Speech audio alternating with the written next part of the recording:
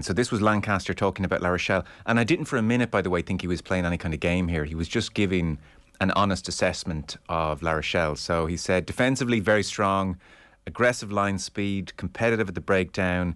In attack, they have the capacity, because of the size of the forwards, to play a tight game. They also have a game where they can go wide because they have power and pace in the back line. They're a very complete team, really well organised, both sides of the ball. Teams generally tend to be strong on one side or the other. They are strong on both sides of the ball. So it just tallies with everything that you're saying. This is the real deal. This team is the real deal. Yeah, it's not an exaggeration. I think he's understated it. Their best attacking record in the top 14, best defensive record in the top 14, best differential. Well, I didn't check after last week. Before last week was 201.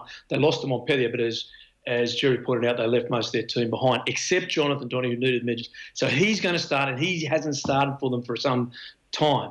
So there's another great player coming back into their organisation for the final.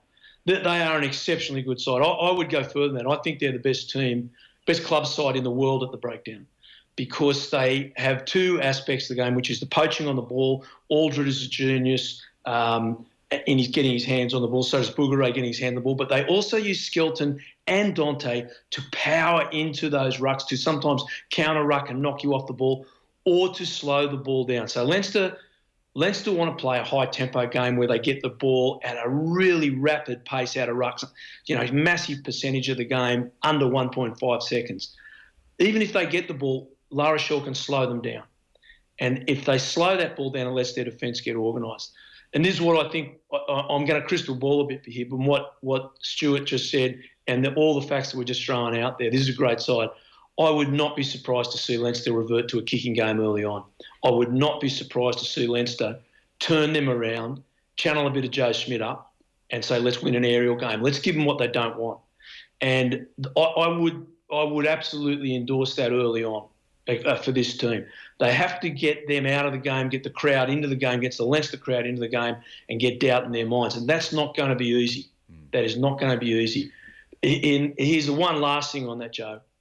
Last year, La Rochelle's win was phenomenal because the draw didn't favour them, as in where the top 14 was, and it favoured Leinster. It's opposite this time. They rested last week. They have their sights firmly on a double. Now they're going to finish in the top two. They've got another week off. They can lose next week in the top 14 and still make the top two. So this team is really focused just on this game. They're not so much worried about France. They've got almost another 3 weeks till they've got to worry about the French thing. So that is a really dangerous beast that Leinster are up against. And they're going to have to think exceptionally carefully about their tactics, because as much as it was close, like, remember, let's not forget, you rattled off the scores, Joe, 21-23 and 24-21 in the preceding two fixtures in the semi and the final. It was only a minute and a half. Leinster led for 78 and a half minutes. So there's not much between these sides. But we've got to say O'Gara got his tactics absolutely spot on last time. Yes. And it took to the 78th minute, but they were spot on. So Leinster have to rethink, and I'm sure they have, rethought how they approach this. And that's what's so interesting. I think you may have answered my next question. Actually. Oh, that's good. Yeah. This is how good you are. You're in my head. I've been working with you too long. So I'll put it to you, Gerry, and given that you watched the game recently, it'll be fresh in your mind. I haven't watched the game since it happened. I saw Dan Levy talking this week. He was out doing media, and I think he's in studio tomorrow with Nathan. And so he was saying you have to use their size against them, of La Rochelle. And for me, that echoed of Robin McBride in 2021 when he talked about ball and play time, and we're going to take them to a place they're not used to going, ball and play time, 45, 46 minutes. So what Dan Levy said this week was, and I guess this is an insight into the Leinster mindset given he was there, you just need to keep pounding the rock, keep the ball in play, 20 phases. If you run 20 phases against a big team like La Rochelle, it'll be tough for them.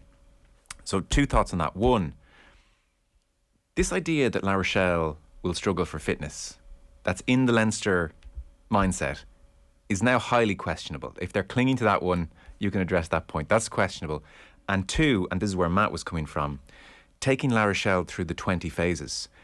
It's almost impossible. La Rochelle, they don't let you. They stopped Leinster at source. They don't let you. And having listened to O'Gara, he, if you listen very carefully to him across the weeks and the years, it's very obvious he is of the opinion, if you stop Leinster at source, and that tallies to your point, shooting out of defence, ferocious at the breakdown, as Matt says, you stop them at source, then suddenly it's a much easier game. So, like, the notion that Leinster are going to take La Rochelle through 20 phases does not feel likely. And secondly, I don't see this lack of fitness in La Rochelle, big and all as they are. No, and certainly watching the final again last year would support the theory that La Rochelle are not lacking in fitness at all, because the way they finished the game so strongly. They have a powerful bench, even more powerful than last season. And if I remember rightly, O'Gara even said after the final last year, their plan all along was to stay in the game for the hour because they thought they'd win it in the last 20. Oh, did he say that? Yeah, he did. So Leinster may have that theory, but I think La Rochelle have the same theory, but the other way around. It's just so hard to build 20. I don't see anybody building 20 phases against La Rochelle in that defence, the way they shoot up and they tack the ball. They're prepared to give away penalties. They gave away a lot of penalties in the final last year, and they're quite clever where they give them away. They seem to give them away right dead in front of the post, so there's no real option to go to the corner. You remember that stream of consciousness that Johnny had after the final, after taking 6 shots at goal. All 6 had to be taken, because nearly all 6 were about 15 to 35 metres out, dead straight in front of the post, and it was to maybe go 2 scores ahead, or to go 1 point ahead, or to just whatever. It just made sense. Okay. The irony is, the one that possibly they might regret the most was after the shift in momentum with those 2 lucky bounces of the ball that went La Rochelle's way, getting off Jimmy O'Brien over the dead ball line, and then there was a goal meter long drop out, and then Breeze Doolan goes for drop out, and the ball bounces back into Johnny when it should have just bounced dead for a 22 metre drop out, and then Bergeron charges up, nails him. Gibson Park's done for a ceiling, and La Rochelle go to the corner and their maul powers over try. Suddenly it's a 1 point game. The crowd at that end of the pitch as well, Matt, they were all at that end of the pitch that La Rochelle were talking at, and it was quite steepling, and they were very, I think it even got to Wayne Barnes. The penalty count was 5-0 in the last 15 minutes, and you can guess who the 5 penalties went to, and there was a few advantages coming their way as well. So I think that the one just after it's 18-17, Laveau gives Leinster a lifeline with a silly trip on Gibson Park. It's a yellow card, and so it's to the left, very much more to the left of the touchline. And James Ryan Rossburn decided to go for goal, to go 4 points up instead of 1. That was probably the one that they could have gone to the corner and tried to go 2 scores ahead, because they never had a chance at the sighting of the La Rochelle line again, as it transpired. So, like, listening to Matt there, looking at that final again, listening to your questions, there don't seem to be any obvious chinks in La Rochelle's armour, and Leinster are a very smart side. They're smart players, smart think tank. They'll have studied last year's final to bits, I'm sure. They'll have learnt lessons again from last Saturday, so heightening the pressure might even be a good thing. So I'll be intrigued as to how they go about it, because like Matt, I was surprised by how often Matt Leinster played between the 2 10-metre lines. Watching last year's final, they played an awful lot of rugby in that transition zone, and I think they will kick more. But then again, if they want to take them through 25, they've got to somehow find a balance right. And I'm sure they also, the other thing as well, I think this crowd, it is a home crowd, and that was an away crowd last season, no doubt about it, in the final. This will be a home crowd. Leinster fans can be a little bit more reactive and quiet than proactive and noisy. If they're ever going to be proactive and noisy, there's a lot of blue there. You'd imagine it's going to be this Saturday, because they understand the huge importance of this game. It's like it's defining almost the last decade. It's a huge, huge game in Leinster's history in the professional era, and it's one they desperately want to win for so many reasons. To prove that La Rochelle aren't their bugbearers, to get that 5th star most of all and draw level with Toulouse, and whereas the consequences of them losing would be, oh well, you can go 20 odd games unbeaten every season, it doesn't really matter if you're not going to win finals. It'll almost seem like a failure, which is ridiculous, but that's such a their whole high standard and high aspirations. So it'll be fascinating to see how they go about it, that balance between kicking and a running game.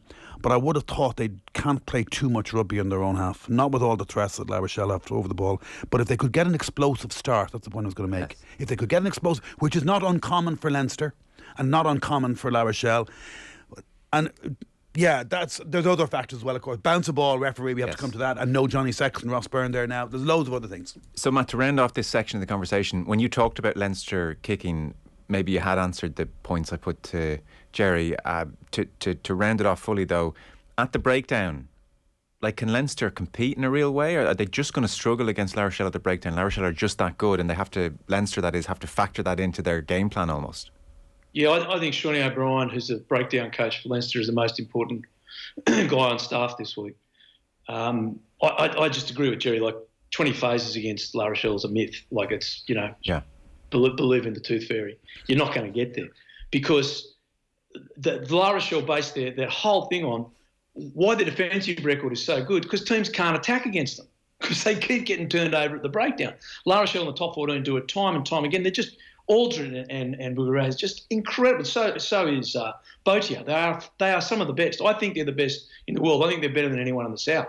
And there's no way in your eye, it sounds like you think it would be near impossible for us to come away from this game on Saturday evening and say, geez, Leinster did a number on La Rochelle at the breakdown. No, I don't think you can ever do a number on them. I think if you get parity, you're going well. And I think you need, Gerry touched on the referee. Ronan sent me an extremely dirty text message last year when I said I thought they got away with a bit at the breakdown. I can't tell you what he said. I'd say James Tracy got one more recently, but go on. Thought about me, but I do think that, that's how close it was. That last minute, Michael Alatoa. Oh, Matty, I watched it 6 times. I replayed it 6. There's 4 seconds between him getting to his feet and him getting Ross Maloney getting whistled for not moving away in time. He never affected the ball whatsoever. It was a disgraceful decision. Yeah, I thought it was too. That's the one where Ronan didn't talk to me for 3 months. It took him till summer, How are you, mate? And I gave him all this praise and said I thought he was a bit lucky with that one. So I've got to be careful with him. But Ronan's just done an unbelievable job with the breakdown. So I don't think you are going to ever do a number on him. You're going to get parity. If you can get parity, you've got a shot. Yeah. Yeah, that makes it very scary to bring the ball into contact, though, no? It does. And that's what I'm talking about, a kicking game. Yeah. And the other part that Gerry said, this is where you've got to think out of the box with this team. They are a complete team. They scare me. They're the 2 best sides in Europe, in my opinion, made the final. Mm-hmm. No doubt about that this season. And I think if La Rochelle get through this, they've got a good show of doing the double. The only team that can knock them off is Toulouse. And Toulouse aren't at their best this year, right? So let's just put that to one side. But if you just take your shots at goal, because I was thinking I was at the ground, I'm going, take a shot, good boy, take the shot, good boy. And about the 50-minute mark goes, boys, we need to score a try. We need to get two scores clear. And it comes to Ross, comes on, I go, take the points. And I'm going, oh, should he take the points? And he put it over the black dot. You go, okay, great job. But they're going to have to deny some points at goal and go to the corner and take these guys on a maul. And then they're going to have to hope for a sin bin. They're going to have to give them everything but the kitchen sink. But if they just go out and play the way they did against the Sharks or all these other guys, they'll lose. And that breaks my heart to say that. But they just... Sorry, Matt, if they do what? Like they did against the Sharks, they lose? If Leinster just come out and play this superior running game that gets them through the whole season with these incredible wins, if they just play the same tactics completely against La Rochelle, I don't think they'll win. I might be wrong. I hope I am. But I think they're going to need a variation in what they usually do to absolutely flummox La Rochelle, to put them on the back foot, to bring the crowd into the game, to get some confidence, to get their body language going and put doubt in La Rochelle's mind. If they do what they've always done, I think La Rochelle can counter that. This is such an enjoyable game to talk about. There you go. That was but a taste of the full rugby conversation. As usual, you can get the full chat wherever you get your podcast. It's waiting for you right now.